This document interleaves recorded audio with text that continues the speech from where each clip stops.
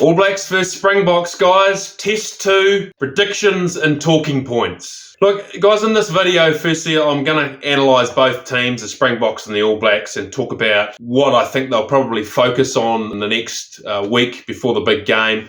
And then finally, I'm going to give you my predictions for the second test at Cape Town. Can't wait, guys. It's going to be a cracker. Look, firstly, looking at the Springboks, it'll be interesting to see, firstly, there with Rusty Erasmus, like, will he keep the same team as Ellis Park, or will he make a number of changes? Look, he's an absolute genius, isn't he, guys? You just never know with him, do you? Such a genius of a coach. But whether or not some injuries will be forced, I don't know. If some of these Springbok players are unavailable, I saw Sia Khaleesi had a banged up jaw, so maybe he'll be out. Whether or not Eben Etzebeth will be in the starting lock role, and maybe Peter Steph du Toit move to the flank, or it'll be interesting to see what happens with the Springbok selections. I think if you look at the Springboks side, I think probably the main areas they'll look to work from the Ellis Park game was, I just sort of thought in that first half they sort of had a few unforced handling errors, and that no doubt they'll look to remedy in the next game. Yeah, or Rusty even talked about it. Certainly that first half, they mentioned that they thought their territory, they weren't exiting as well as they would have liked from their 22. So no doubt they'll be working hard on this week. I suppose one of the big talking points for this next game, though, is, and guys, let me know your thoughts on this, but which team, the All Blacks or the Springboks, is going to improve the most over this coming week for this massive test at Cape Town?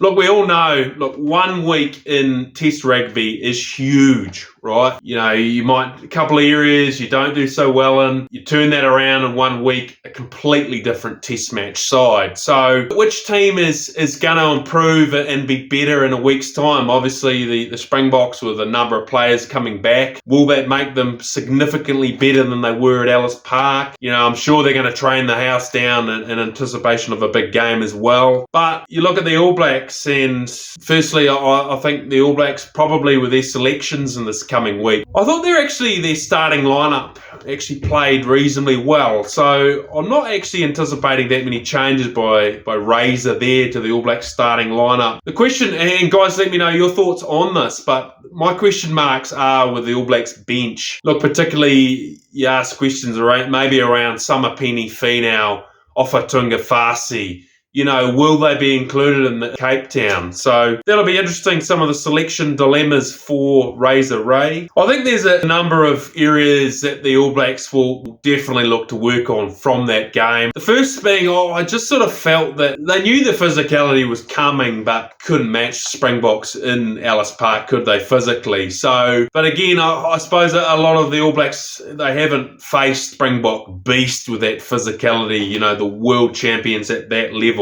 So it'll be interesting to see in this coming week at Cape Town. You know, the world champions have set the bar. Can the All Blacks match it? Time will tell. The breakdown, again, the Springboks set the benchmark with their work at the breakdown. They well outplayed the All Blacks. So within a week, can the All Blacks turn that around and make some real shifts there? Looking at the maul defence of the All Blacks, it probably wasn't actually too bad. For me, guys, it was the close quarters defence that really let them down, particularly when the Springboks, the halfback was sort of sniping and to do a short ball to a brutal Springbok running a hard line.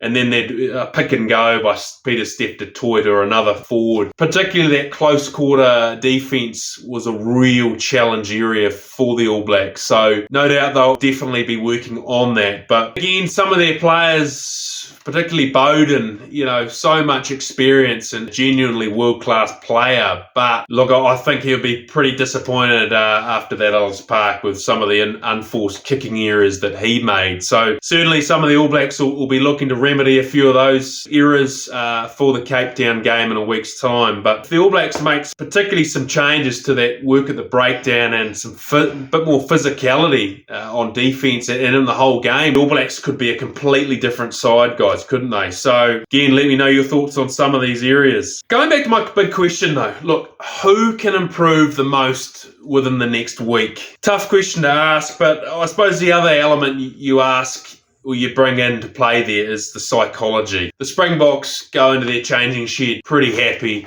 a good win in front of 60-odd thousand fans at Ellis Park. Big smiles on their face. Alternately, the All Blacks, they go in there, particularly players like Jordie Barrett. Look, he played outstanding. He wanted revenge after the World Cup. He certainly played well enough, but he was just a few other areas have let the All Blacks down. I suppose the big thing there is the 1% margin. You know, potentially are the All Blacks going to train that 1% harder and improve in so many more areas, you know, by that 1% more than what the Springboks will. Time will tell, but certainly there's one changing shed that's pretty happy and one changing shed that's absolutely shattered. So, guys, let me know your thoughts on the psychology anyway. Finally, to my prediction for the All Blacks and Springboks at Cape Town. It's an awesome series, isn't it, guys? Two really quality sides. The world champions in their backyard. So, predicting it's hard again. Honestly, I wouldn't be surprised. Springboks had some players come back. They were at a level even better than what they were at Ellis Park physically. They were better all round. And they won the Cape Town game by 15 points. Look, equally, I honestly wouldn't be surprised if the All Blacks were alternately cleaned up their breakdown significantly, close to matching Springboks physically at Cape Town, much more physical in the game, and were much better in that close quarter defence, which would make a significant difference to the All Blacks. If they could do that, potentially the All Blacks could win the game by 15 points, guys. Tough selection, and maybe I'm going with my heart over my head here, but I just think I'm actually going to back the All Blacks to win this game by 5 points. I just think the psychology of the week is going to be significant. I just think that 1%, I think the All Blacks are going to train the absolute house down and maybe have a 1% difference to the Springboks this coming week. The other point for me is we talked about the All Blacks bouncing back in that series against England and having a good win at Eden Park.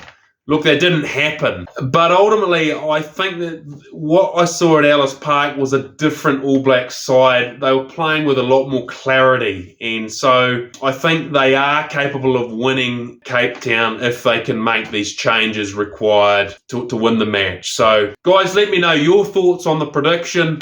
Let me know your thoughts on who you think the Russie will select for this big test. Who you think Razor Ray will bring in for the test. And if you've enjoyed this video, please like, subscribe, and add any further comments you think about the match. Cheers.